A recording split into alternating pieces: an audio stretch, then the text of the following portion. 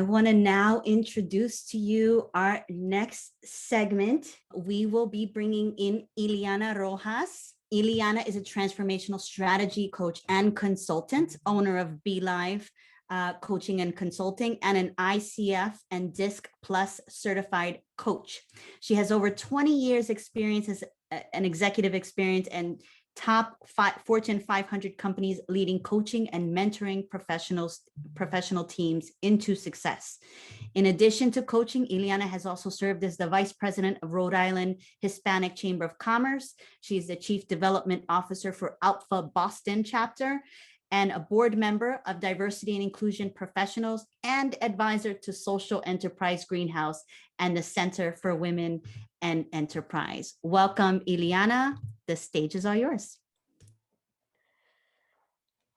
When my mom was 15, she had this dream that she wanted to visit every country in the world. So she bought a map, and without giving it a lot of thought, she found a job in a bank to earn money to be able to make that dream happen. Now you can imagine that this wasn't common for a young Mexican woman in the 60s. So there was a lot that she needed to overcome. But nothing seemed to stop her. Several years later, she met my dad, and that didn't seem to stop her either. She told him that if he wanted to get married, he needed to join her on the dream. And he figured it out. He found a job in Sweden, and they went from living in Mexico to living in Sweden for 3 years, which made it relatively easy for them to travel around Europe.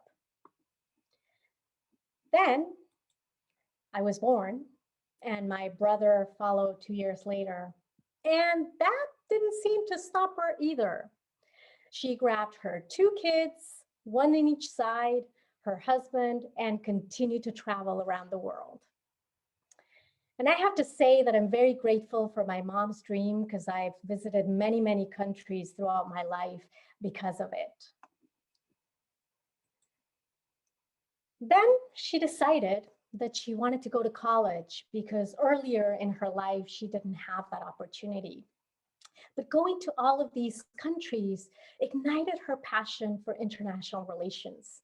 So I remember going to school in the morning with my brother, and then going to college with my mom in the afternoons. So my brother and I would sit down in the back of the class, just either doing our homework or reading something in silence while she was taking her classes.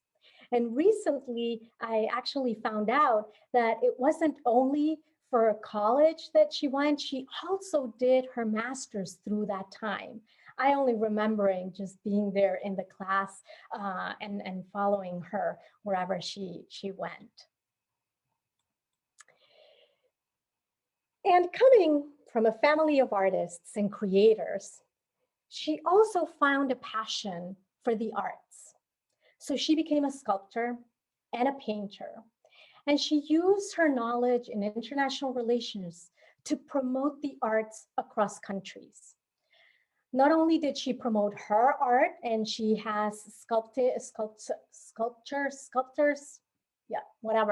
and paintings all around the world, but she also promoted arts for others. She was importing and exporting different pieces and even local crafts to many countries around the world. She was always looking for ways to collaborate with others and to help them, in the arts.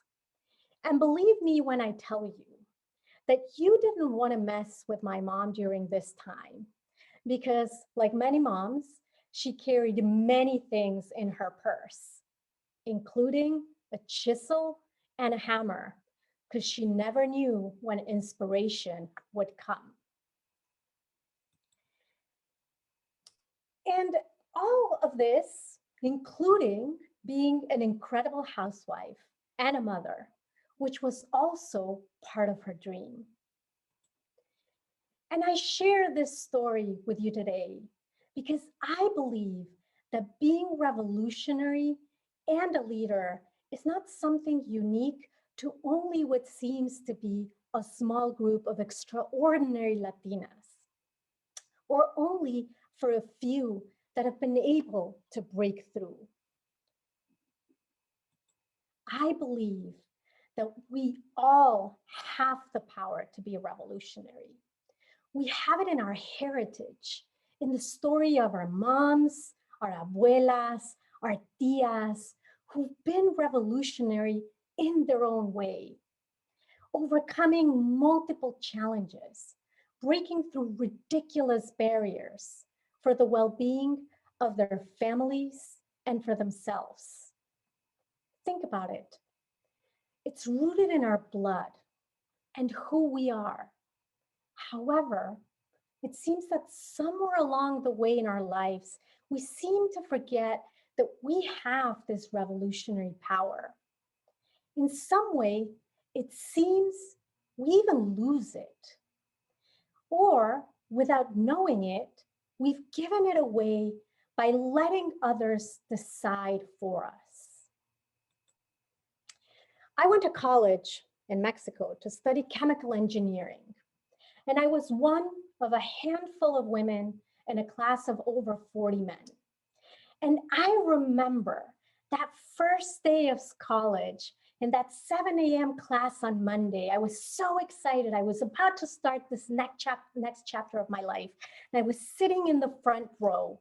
And the dean of the college, who was the main person for chemical engineering, he was going to give us that first class. So I was just like so excited. And he came in and he called out on the women in the room and told us to take our things and to go back to admissions and to change our career and not to waste our parents' money, because there were other more appropriate careers for women to enjoy while we got married, because that is what women went to college for, to find a man to marry and support them years later. And I decided that day that not only was I going to graduate with honors, but I was going to select this teacher to be one of the judges of my graduating thesis and have him sign my final grade. And I made this decision because I am my mother's daughter. And years earlier, I had lived with her struggle, and be a pioneer, figuring out a way to graduate from college despite all of the adversity. And I wouldn't honor her journey and her sacrifice if I had let somebody else decide for me. And that, unfortunately, wouldn't be the first time that I was told I couldn't or I shouldn't do something because I was a woman, or because I was Latina, or because I was short. Through my life, I've been to executive roles. I moved to the US. I even started my own company to coach and support Latina women to rise. And all of that started with that inspiration from my mom. Looking at my mother's journey, el de mi abuela, el de mi tía, y el de tantas mujeres que me han inspirado y apoyado a lo largo de mi carrera, I believe we all have the power to be revolutionary. Now more than ever, we must believe in ourselves. It is our time to break those paradigms, to break those beliefs that we can't reach the top. We can't let society continue to define success for us and give our power away based on those decisions. We are at a threshold of greatness, of wonder, of extraordinary moments where paradigms are being broken almost every day. And an unwritten, bright future lies ahead of us. It is our time to reclaim our power and to be proud and embrace who we are, not adapt to what others have told us success means or what we should or shouldn't do. It is time to believe in who we are and the value that we bring to the table. It's time to be proud of our authentic selves and not to be what others expect us to be. We need to rise above others' expectations and be comfortable with who we are. We need to stand in our uniqueness. We need to silence our inner critic that pulls us down and makes us feel like we're not good enough. We need to silence the thoughts that make us feel shame and guilt and give ourselves permission to be us, authentic and proud. It is time to believe in our power to be fearless and to elevate our voices, to advocate for us and what we believe in, to use that same strength and courage that we have to speak for others and also do it for us. We cannot help those that we care for if we don't start by caring for ourselves first. It's time to let others know who we are, what we stand for, what we believe in, and what's important. Como dicen en mi pueblo, al que no habla, Dios no lo oye. It's time to give ourselves permission and be fearless to speak up and advocate for ourselves. Otherwise, we'll continue to be the world's best kept secret. And it's time to believe in our power to be familia. Alone, we are strong, but together, that strength multiplies. It's in our core. It's what makes us unique as a culture. Nuestra familia nos une más allá de la sangre. The power of familia breaks walls, overcomes any challenge. It connects us beyond blood, and we mustn't forget it.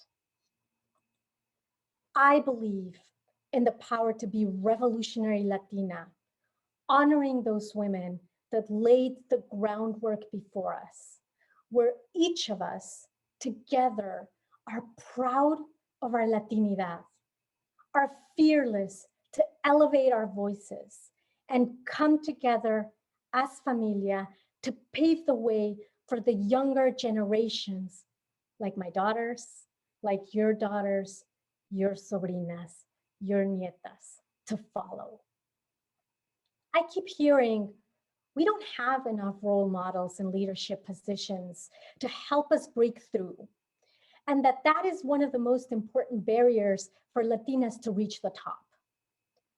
And I say we have our abuelas, our tías, nuestras madres, e inclusive nuestras propias hijas, que todos los días nos demuestran que sí se puede. Today, we hear just a handful of these powerful stories, but I'm sure that each and every one of you listening has a story just as powerful to share. Being a revolutionary leader is not about how high you reach. It's about how many people you inspire, you empower, and you support every day so that they can reach the greatness they are meant to. That is what our ancestors have been done before us, and that is who we are today. We just need to believe in our power to be a revolutionary Latina. And if you're wondering, my mom has visited over 80 countries and counting, and has just renewed her passport and visa, and has started to plan her next trip for 2022. Thank you.